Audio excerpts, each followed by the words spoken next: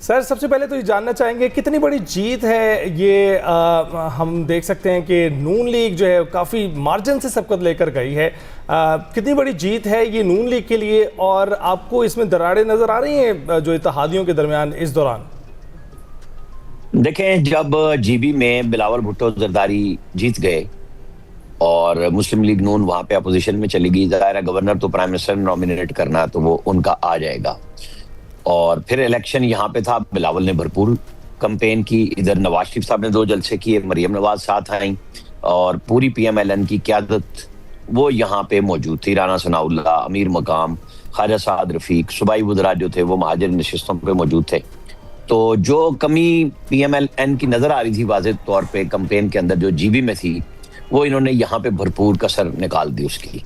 अच्छा, अब बिलावल भुट्टो ने बहुत इस पे सख्त तकरीरें भी की, फिर उसकी वजाहतें भी की।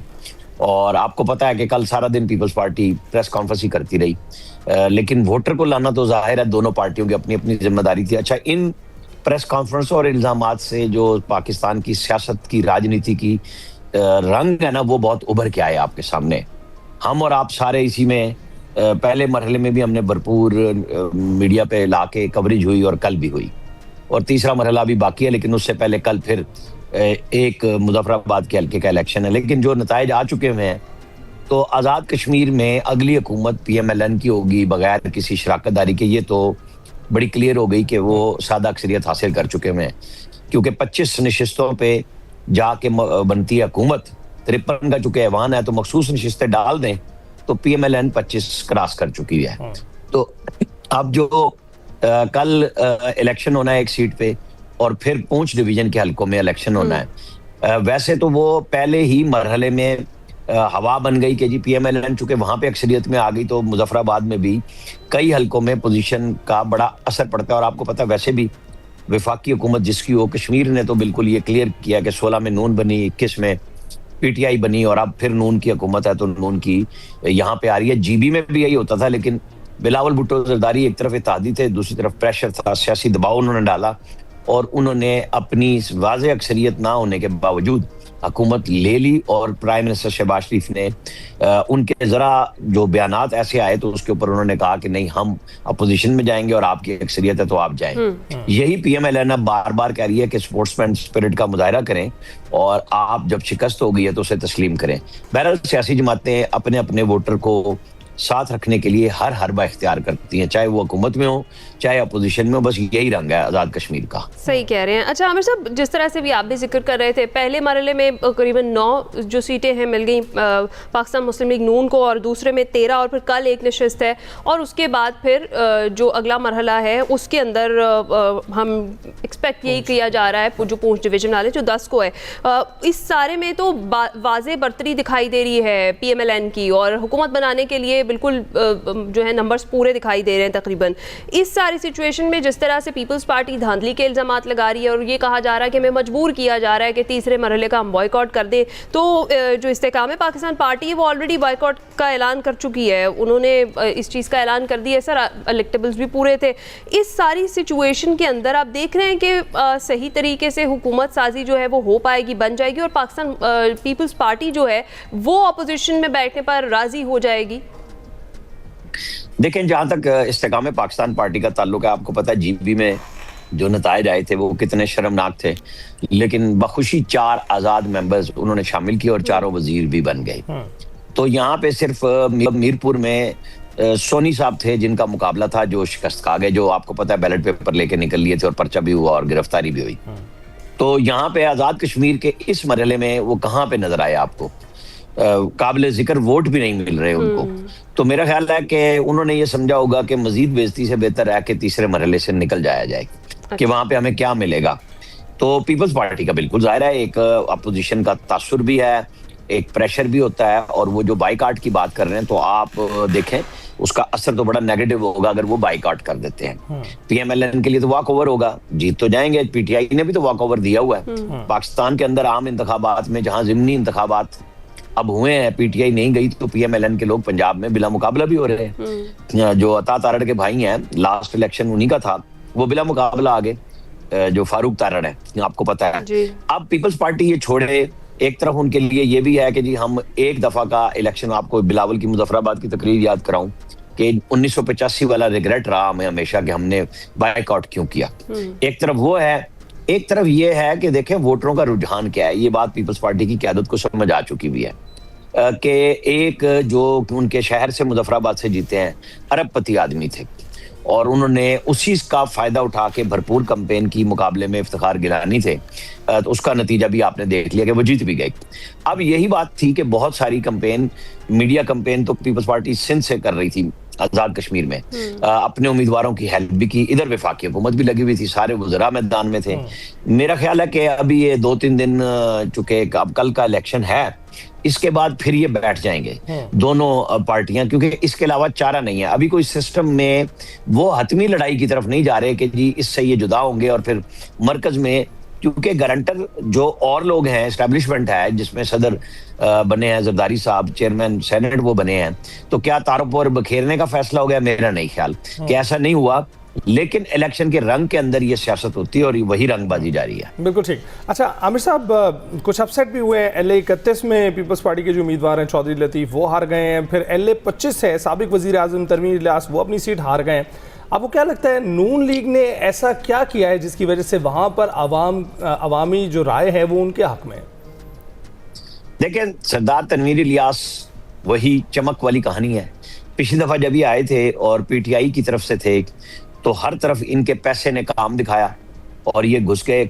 और आपको पता है ये कभी कहीं से इलेक्शन लड़ने के लिए चले जाते थे, कभी कहीं से, ये इनकी ख्वाहिश थी और फिर ये बिल आखिर वजीर आजम भी बने सरदार नियाजी के बाद। उसके साथ जिस तरीके से भी होता रहा बात, तो ये अपसेट तो बहरहाल मुतवक्को था। ये कोई इतना बड़ा अपसेट नहीं है क्योंकि अपनी फैमिली के अंदर इनकी दरार है और इनके दूसरे भाई प्राइम मिनिस्टर के सियाहत के लिए सरदार यासिर इलियास जो है वो कोऑर्डिनेटर भी हैं।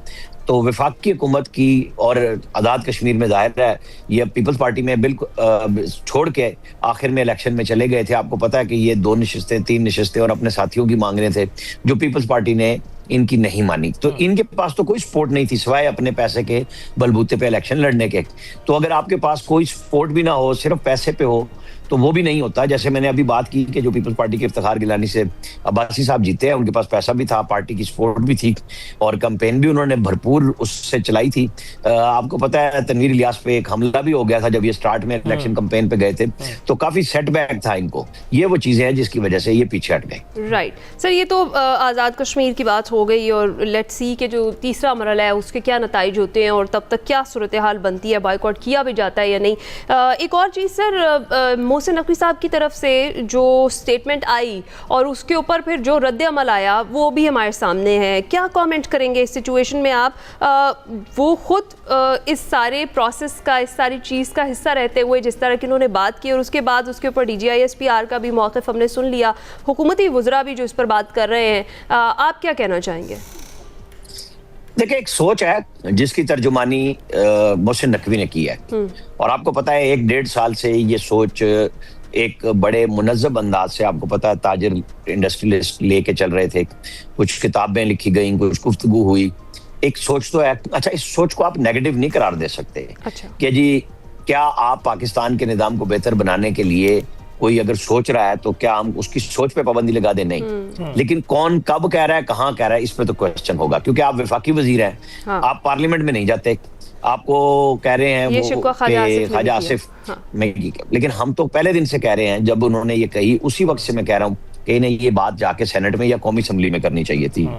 और फिर इनके साथ जो हमनवा हुए वो MQM और तहरीक इस्तेकाम, ये इस्तेकाम पाकिस्तान पार्टी के अलीम खान हुए, इन दोनों के पास मेंबर्स मौजूद हैं। ये प्राइवेट मेंबर बिल भी पेश कर सकते थे पार्लियामेंट में आईनी तरमीम का, क्योंकि असल बात ये है कि ये छोड़ के हवा में एक बात, उसका ब्लूप्रिंट नहीं है कि आप पार्लियामेंट में लेके आते कि जी ये हमारा पेपर है, ये हमारा कॉन्सेप्ट है, या यहाँ पे भी क्लियर करते कि आप इंतजामी डिवीजन से मुराद क्या चाह रहे हैं।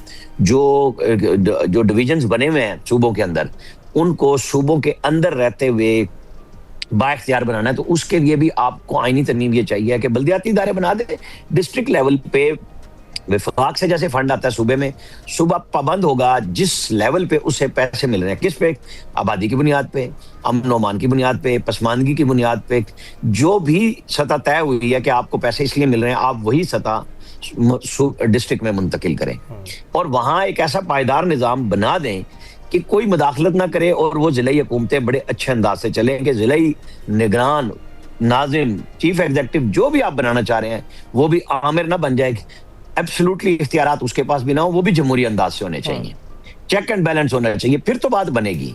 लेकिन आप ये सोचें कि जी हमने इंतजामी यूनिट बनाने हैं और फिर उसमें एक रिफ्ट होनी है, पीपल्स पार्टी सिंध में तो नहीं चाहती, वो पंजाब में चाहती है। जवाब में कहते हैं पंजाब ने तो करारदाद पास की हुई है असेंबली में, लेकिन क्या सिंध के लोगों का मुतालबा नहीं है कि शहरी सिंध को अलग कर दिया जाए? लेकिन ये बुनियाद नहीं होनी चाहिए कि सूबाई नस्ली असबियत फैले। आप उस सारी असबियत को बरकरार रखते हुए पाकिस्तानियत को लेके चलें और बताएं कि हम पाकिस्तान को मजबूत करने के लिए एक ऐसा प्रोजेक्ट ला रहे हैं, उसकी ये खद्दोखाल है और लोगों से राय लें, आम आदमी से लेके पार्लियामेंट तक। आप जैसे आपने वो भोन साहब बैठाए हुए थे जिनका नाम ले रहे थे, जो कि इस वक्त हुकूमती पार्टी के वकला के लीडर हैं, आजम नजीर तारड़, और ये दोनों एक हैं, हसन बोन।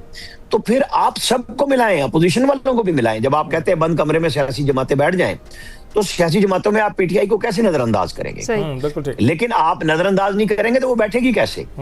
अब ये वो चीजें हैं जो बहस में भी आनी चाहिए और उसका हल भी निकालना चाहिए अगर आपको एक पायदार हल निकालना है। एक खुशबू आ रही है गुफ्तगू से कि आइन के अंदर एक रेफरेंडम की शिक मौजूद है, उसके तहत भी फैसला लिया जा सकता है। बिल्कुल है, कोई इनकार नहीं करता, लेकिन क्या ज़ियाउल हक का रेफरेंडम और जनरल मुशर्रफ का रेफरेंडम चला? उनके साथ ही खत्म हो गया। आप जितनी मर्जी चीजें करें, लेकिन पायदार बुनियाद पे आप पाकिस्तान चलाना चाहते हैं ना, तो फिर उसके अंदर शॉर्टकट ना ढूंढे। हमने 78 साल घुमा लिए, आप 1-1.5 साल और लगा लें, इसके ऊपर कर लें। हम भी तो गर्दिश में ही है ना, हमारे अयाम भी गर्दिश में है। अब इस गर्दिश तो पाकिस्तान को चलाने के लिए फिर हमें निकलना है, गिरदाब से निकलना है, इस दायरे के चक्कर से निकलना है, तो फिर सिस्टम को इवॉल्व कीजिए, उसके ऊपर मुसल्लत ना कीजिए, फिर बात बनेगी। बिल्कुल, बातचीत से हल होना चाहिए। आमिर साहब, बहुत बहुत शुक्रिया आपका। मुल्क की सियासी सूरत हाल पर गुफ्तगू हो रही, ब्रेक के बाद हाजिर होंगे।